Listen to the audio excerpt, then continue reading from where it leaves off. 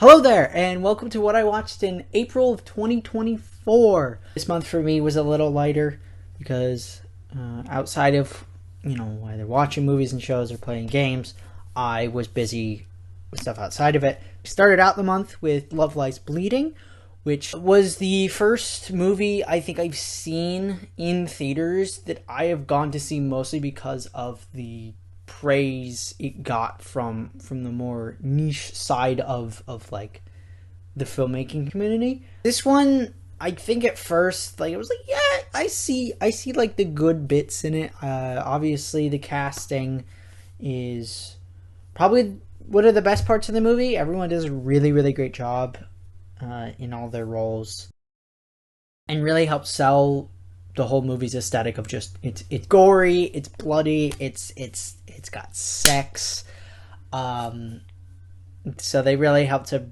kind of bring out those qualities with having such like a physical sort of performance in certain ways. Obviously I mean that literally and metaphorically because of what this movie is. The way it was shot I also really enjoyed, especially towards the first portion of the movie. Where it didn't land for me was just kind of the third act of the movie. I just felt it was not as good compared to the first half, 2/3 of it. I think it does a good job in that first chunk to really get the audience, and by extension me, engaged in what's going on between the characters, what's going on in where they are and what they're up against, and then the way that it kind of resolves some of those issues towards the end, it just doesn't really work, at least for me. I mean, the credits scene, which plays while the credits are rolling, basically, or as it's starting to roll, it's fine. It's what happens before that you... I mean, if you watch it, you'll look at it and just be like, what is the significance of it? Which I do agree with a lot of people on. But again, it doesn't mean that this is a bad movie. In fact, I gave this a 7 out of 10, which I've come to realize recently it goes to a lot of movies for me that do something great, either like through most of the movie or in concept, but just don't quite hit the right mark in terms of executing it. And this movie definitely follows that sort of predicament that a lot of those movies have. If you want to go see it in your humble abode, I wouldn't put it against you, because I do think that there is an advantage to watching this movie. It's not going to be for everyone. Next up, we have Captain America: The Winter Soldier, which is pretty much my favorite Captain America movie and one of my favorite movies in the MCU. So much of this movie is exactly what I look for in terms of action and like thrills. And by that I basically mean I like spy movies, and like people who are on the run from people. In this case it's not necessarily their fault, but like there's something else going on, and it's changing where the character is. In this case it's with S.H.I.E.L.D. This movie is very interesting because to me it goes along with Avengers Age of Ultron and then Captain America Civil War, that are pretty much a trilogy of movies, because obviously in this one S.H.I.E.L.D. falls, and then with Age of Ultron then deals with what was started because of S.H.I.E.L.D.'s corruption and its fall from its position of power. In a way, it's kind of like the heroes don't have anyone to keep them checked, which obviously leads into Age of Ultron, and then that leads into the Sokovia Accords and Civil War and everything that goes on in there. Especially since Civil War deals with Bucky as a character, it's very integral for you to watch The Winter Soldier.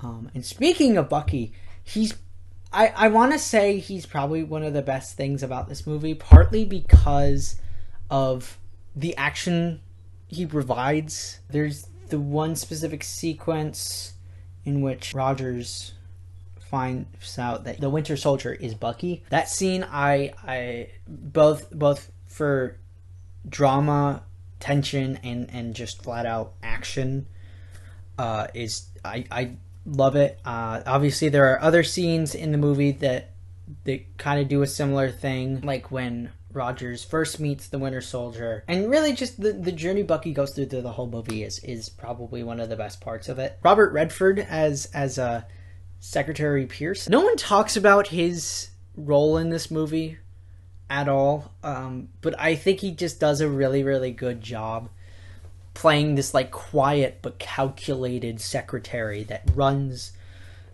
SHIELD and is able to kind of pull it out from under Fury's clutches, and it be like the Pierce becoming the antagonist is in direct response to the way Fury tackles certain issues. I mean, he literally was like, yeah, we'll do whatever it takes to keep the world safer, because there was a case where Fury saved his daughter's life because that's what he deemed was necessary.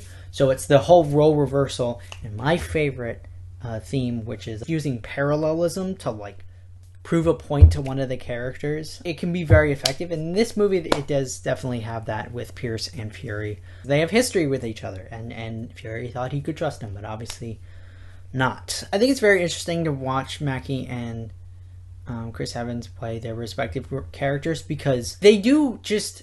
It's so strange, because you sometimes see movies and you watch characters just like they're supposed to have chemistry, but they don't actually have chemistry. But with this movie, like, they have chemistry almost right off the bat with their presence together. And they pretty much have that throughout the rest of the movies. Ironically enough, it's kind of the same thing with the Falcon and Bucky in later renditions of that they appear in the franchise. Obviously in Civil War, they kind of act like they're just forced to be together. They don't really be around each other. Obviously, they kind of tap into that again in Falcon and Winter Soldier. But then again, I'm not getting into that show because that's a whole different beast. But yeah, I mean, this is one of my favorite films in the entire MCU. And it makes you realize that there was a time where the MCU was legitimately good and was worth seeing in the movie theater for. And I just hope that Disney acknowledges that and continues on the course correct that they're doing, and hopefully get back to a state where people actually want to see these movies. Not because of the characters, but because these movies have characters in it and they're really good movies. Next up, we had Monkey Man, which I slowly, as they released trailers, like, the more I saw it, the more I got interested in seeing it. And I was also very, very supportive of what had to go on behind the scenes to get this movie to even release anywhere, which just makes me respect Dev Patel a hell of a lot more than I did previously. I mean, I barely even knew who he was before this movie, but I'm very glad that I now know who he is because of this movie, because he's... I mean, we could talk a lot about filmmakers and directors who are also actors, and how, like, sometimes they can make good movies. I think obviously this one, it's basically his passion project for several years that he's been wanting to get made, but no one's been willing to make it with him, so he just went out and did it himself, which I really respect, because you can definitely see that this is a passion project for him, because he puts in so much effort, even when everything behind the scenes went awry. He just made sure to get it across the finish line in the best state it could possibly be. And I think just hearing about his trials and tribulations with making the movie, and just hearing about how he quickly had to change gears and like change plans and shift things to make everything work, just really shows how much professionalism he has and how much resilience and commitment and dedication he has to making these sort of things, and also really great critical thinking skills.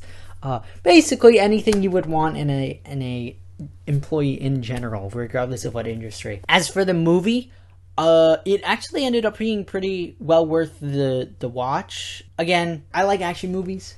It's cool to watch people fight each other. Obviously, in this movie, it's at least half of the runtime is action. The other half is kind of character building and kind of backstory and kind of understanding what the main character, whose name is the Child, or just Child, either one. He doesn't actually have a name in the movie, interestingly enough, but that's besides the point. I think the character's story is probably one of the more interesting ones because, you know, it's about the government coming in and burning his town. And that's kind of what his motivation is, to go and find the people responsible and stop them through fighting.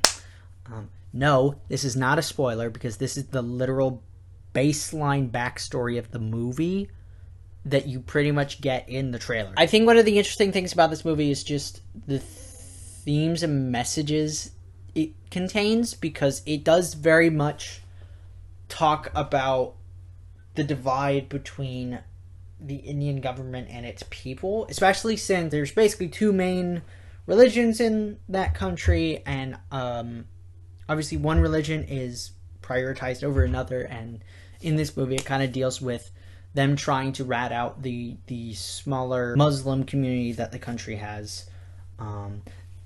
But I mean, you can even look it up. I just know about it through previous educational experiences with India, where it's been an issue between Muslims and Hindus with the religious divide for decades. I don't think it'll be releasing theatrically in India, because even though they're trying to get it to happen, because of the themes that are in the movie, and it's not very pro-Indian government.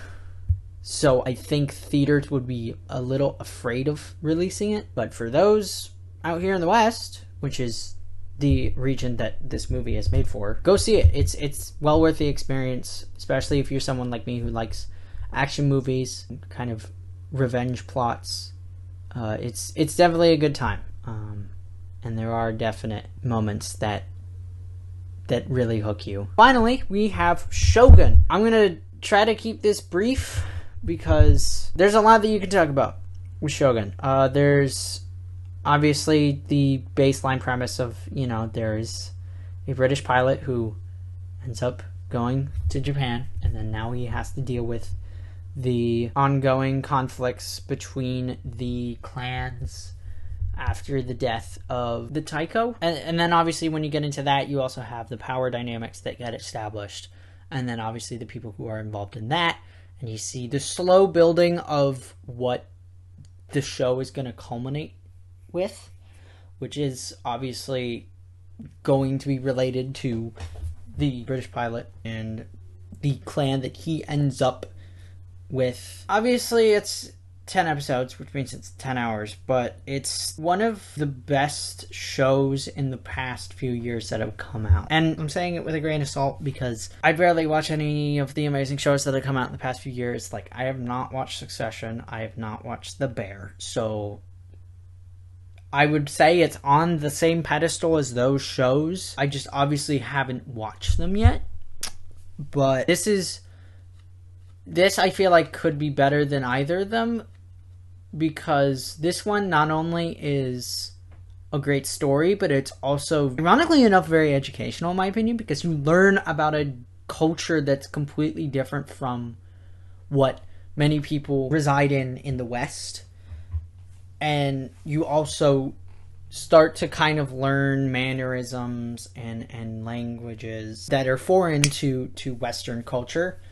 And I think it's just probably one of the easiest experiences with listening to a foreign language, because the way they do it is that you're basically learning alongside the British pilot in kind of their dialect and mannerisms and Japan's culture as a whole. And there are times where Western culture and Japanese culture butt heads in the show, which leads to some of its best moments. And it's just, from beginning to end, it's just such an amazing experience. And I mean, the funny thing about this show is that I was very skeptical going in, so whether or not it would be good.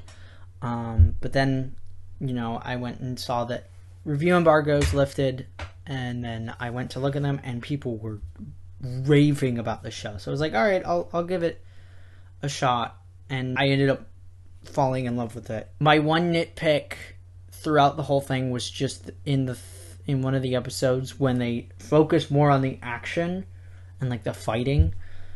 It doesn't look the best, but fortunately the show's not about that. It's more about the politics and the country of itself and the culture that it has, and watching the British pilot travel through that world because it's so different from where he's from. It's a really good time. And like that's like the one nitpick that I have with the entire thing. So I was just like, I'm not when the rest of the show is that exceptional, the nitpicks they're just nitpicks at the end of the day, you know. So I just threw them out the window, just like, who cares? This minute detail that I don't like is minuscule compared to the rest of the entire show. It's like maybe 15 minutes of 10 hours worth of storytelling. It doesn't matter. So yeah, go watch this.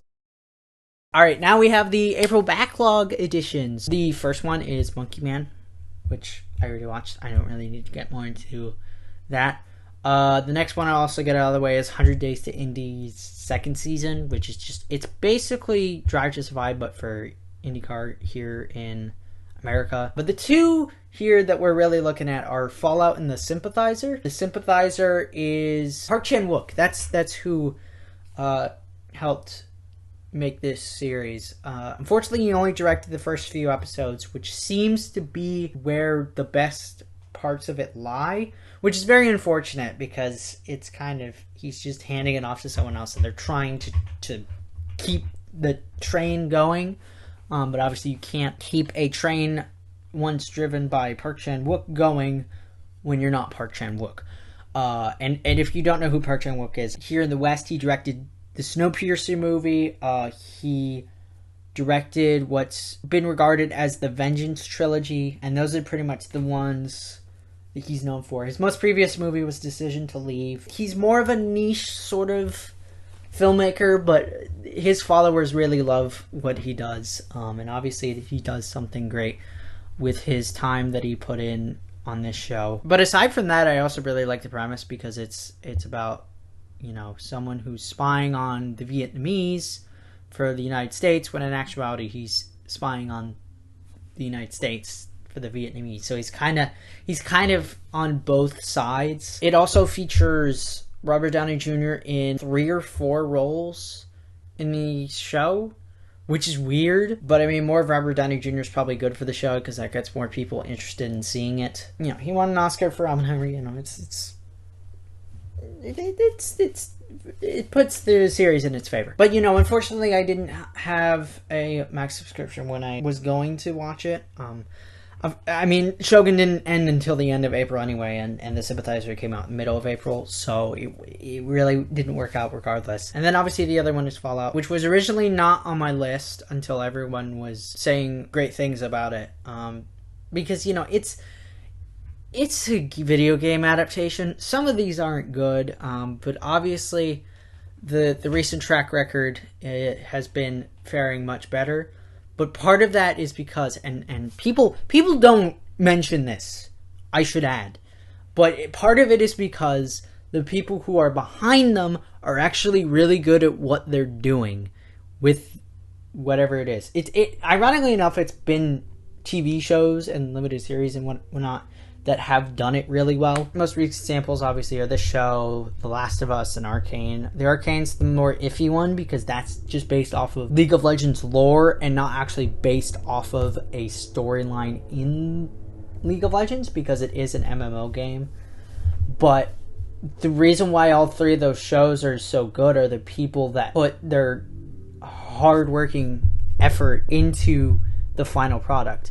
Like Arcane, I mean, you can look at even the docu-series that they made for them making Arcane, but so much of it was just how much effort the creators put into it, how much effort the animators put into it, how much effort was put in by even the people who helped make the soundtrack, and how even bits of that were kind of a game of chance off of like their set list of music that they wanted people to perform. And then with The Last of Us, that one was with Neil Druckmann and Craig Mazin. Neil Druckmann is one of The Last of Us's main directors, creators, whatever you call them, for the video game. So obviously there was a lot of creative insight that came from him with how to transfer the story, which is already pretty much in a cinematic format,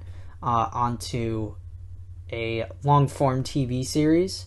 And then you have Craig Mazin, who some people might not recognize, but he was behind Chernobyl, and people regard that very highly, myself included, because that series is just so gripping to watch, because you're watching...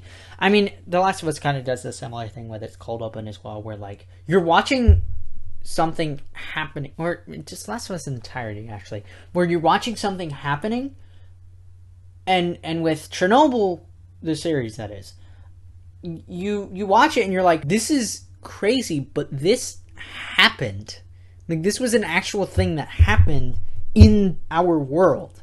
Whereas with The Last of Us, it's that unnerving thing of, like, this could actually happen. And its cold open does help it kind of solidify that point, and just kind of logically think that, like, oh yeah, a mass bacterial or fungus infection could pretty much destroy the world. And then with Fallout, it has Jonathan Nolan, which is Chris Nolan's brother. And I feel very bad for him because he's kind of overshadowed, but he's primarily in the TV show area. He did Westworld, for those who are familiar with it. So you have those three where they're good because the people running them are legitimately good at what they do in terms of storytelling, and know how to translate that well onto a TV screen. With movies, it's also more difficult because you're trying to translate hours upon hours of storytelling into like 2 or 3 hours at most. And sometimes it just doesn't work. Partly why I'm skeptical about Borderlands, because that one, again, it's kind of the same thing that I just said, but it's also that the casting of that is, it can either be great or really bad depending on how they tackled the material. But we're not here to talk about that. We're here to talk about a good TV show adaptation of a video game, which is Fallout. I should also mention, I believe her name is Ella Pumphrey in this series. She was also the voice actress in Arcane, and she played Jinx. So, you know, she's pretty good if you've watched Arcane. And if you haven't, you should, because season 2 comes out this November. Just saying. Same thing with The Last of Us. Season 2 comes out in 2025. So, catch up while you still can, is basically what I'm saying on those. And that's gonna be it for April. I'm going to admit it, it's taken me 2 weeks to record this. We'll figure out the kinks for it now that we have more time to do this kind of stuff. If you thought cramming 30 minutes of content into a video from 45 minutes of footage was bad enough, just wait until next month. Yeah, I'll see you next month.